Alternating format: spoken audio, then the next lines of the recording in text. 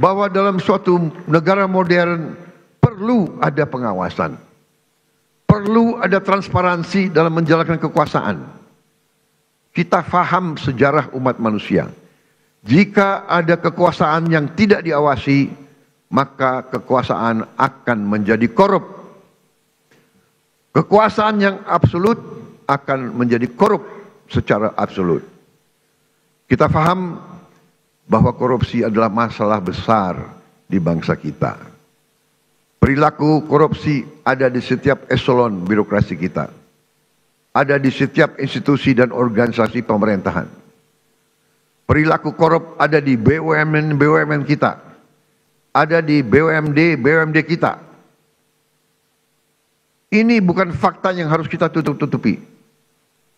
Setelah 299 hari saya memimpin pemerintahan eksekutif, saya semakin mengetahui berapa besar tantangan kita. Berapa besar penyelewengan yang ada di lingkungan pemerintahan kita.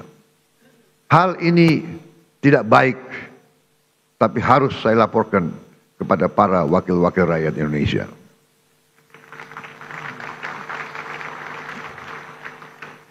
Dalam pidato pelantikan saya di sini, saya sampaikan, bangsa Indonesia harus berani melihat kekurangan-kekurangan sendiri. Harus berani melihat kesalahan-kesalahan kita sendiri. Harus berani melihat penyakit-penyakit yang ada di tubuh kita, agar kita bisa perbaiki kekurangan-kekurangan tersebut. Tanpa mau mengakui, tidak mungkin kita mampu memperbaiki. Saya disumpah untuk melaksanakan perintah Undang-Undang Dasar Republik kita. Karena itu saya tidak ada pilihan lain selain memimpin upaya pemberantasan korupsi dan penyelewengan di semua lembaga eksekutif dan pemerintah. Itulah sebabnya pada awal tahun 2025 ini kami telah identifikasi dan telah selamatkan 300 triliun uang, 300 triliun rupiah dari APBN yang kami lihat rawan diselewengkan. Di antaranya anggaran perjalanan dinas luar dan dalam negeri yang begitu besar, anggaran alat tulis kantor yang begitu besar, dan berbagai anggaran yang selama ini jadi sumber korupsi dan sumber bacaan. Efisiensi ini diperintah oleh Undang-Undang Dasar kita, yaitu ayat 4 pasal 33 Undang-Undang Dasar Negara Republik Indonesia. 300 triliun rupiah kami geser untuk hal-hal yang lebih produktif dan langsung bisa dirasakan rakyat banyak. Majelis yang terhormat, sebagai Presiden Republik Indonesia, saya bertanggung jawab atas pemerintahan eksekutif. Saya berkewajiban menegakkan hukum demi keselamatan bangsa. Saat ini kita menghadapi realita terjadi kebocoran kekayaan negara kita dalam skala yang sangat besar. Kita mengalami suatu kondisi yang saya sebut net outflow of national wealth. Janganlah kita menghabiskan tenaga kita untuk mencari siapa yang salah. Kita tidak ada waktu. Kita tidak punya cukup energi untuk mencari kesalahan orang. Pemerintah yang saya pimpin harus memusatkan diri untuk mencari solusi yang tepat dan cepat atas masalah pokok ini. Ibarat sebuah badan, kalau darahnya terus mengalir keluar, maka pada suatu titik badan itu akan mati. Kalau mengalirnya kekayaan kita ke luar negeri, kita biarkan terus-menerus, kita berpotensi jadi negara gagal. Karena itu saya berkewajiban untuk mengambil langkah-langkah yang perlu, walaupun itu sulit dan juga tidak populer bagi pihak-pihak tertentu. Saya harus mengambil langkah-langkah untuk menyelamatkan kekayaan negara. agar bisa digunakan untuk kepentingan bangsa kita di hari ini dan di hari esok. Untuk kepentingan generasi sekarang dan generasi mendatang.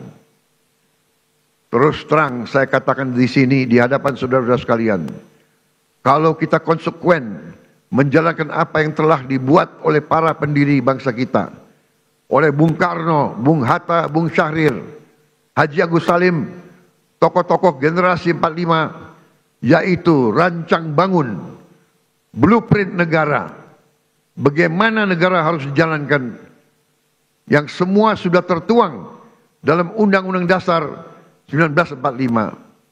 Saya yakin bangsa kita akan selamat. Undang-Undang Dasar 1945 harus kita pelajari. Undang-Undang Dasar 1945 janganlah menjadi mantra, janganlah menjadi slogan, hanya di bibir kita teriak-teriak terus. Undang-Undang Dasar 1945 adalah rancang bangun yang relevan, rancang bangun yang ampuh, rancang bangun yang nyata, dan rancang bangun yang operasional untuk kita gunakan. Saya melihat ada kecenderungan dari sebagian kaum elit Indonesia, sebagian orang-orang yang memandang dirinya paling pinter di republik ini. Mereka memandang bahwa pemikiran Bung Karno, pemikiran Bung Hatta, pemikiran generasi 45 tidak relevan lagi di zaman sekarang. Sudah kuno, sudah lawas untuk menghadapi tantangan abad ke-21. Menurut hemat saya, pemikiran tersebut adalah keliru. Generasi 45, generasinya Bung Karno, Bung Hatta, Syahrir, semua tokoh-tokoh itu adalah generasi yang mengalami penjajahan. Mereka mengalami imperialisme.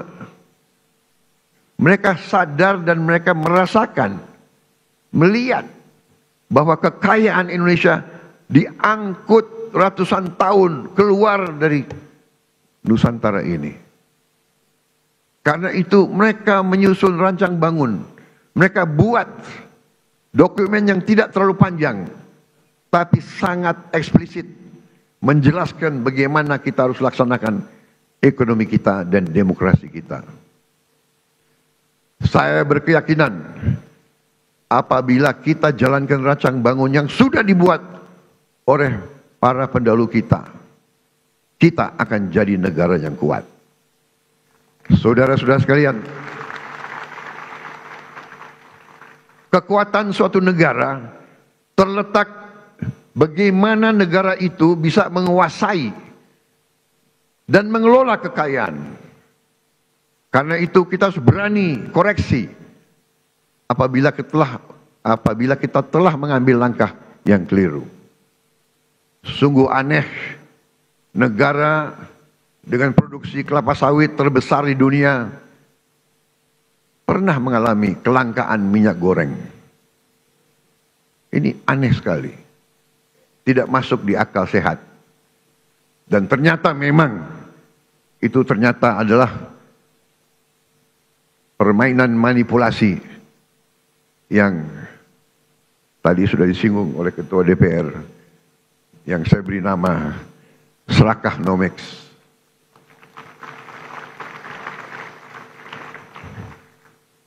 Negara produsen kelapa sawit terbesar di dunia, berminggu-minggu, hampir berapa bulan, kelapa sawit langka.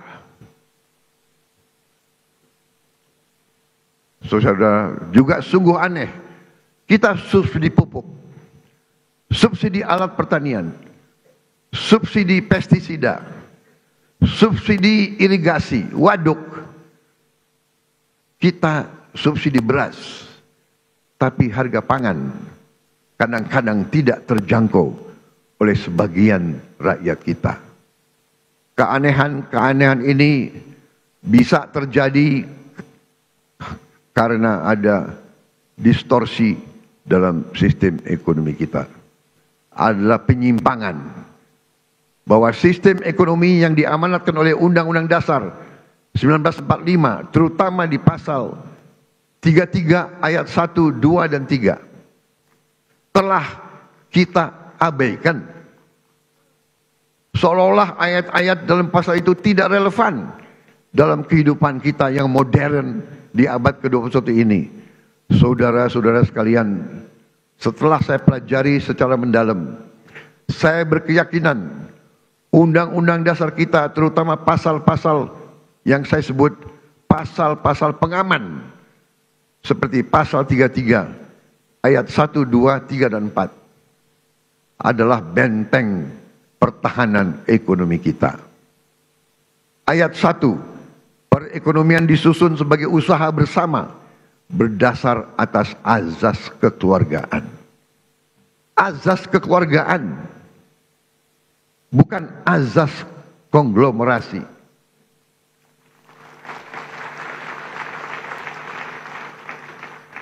Cabang-cabang produksi yang penting bagi negara dan yang menguasai hajat hidup orang banyak dikuasai oleh negara. Saudara-saudara sekalian, saya ingin bertanya, apakah beras itu penting bagi negara atau tidak?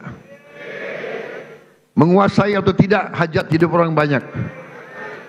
Apakah penggilingan padi itu penting bagi negara? Apakah penggilingan padi itu hajat hidup orang banyak?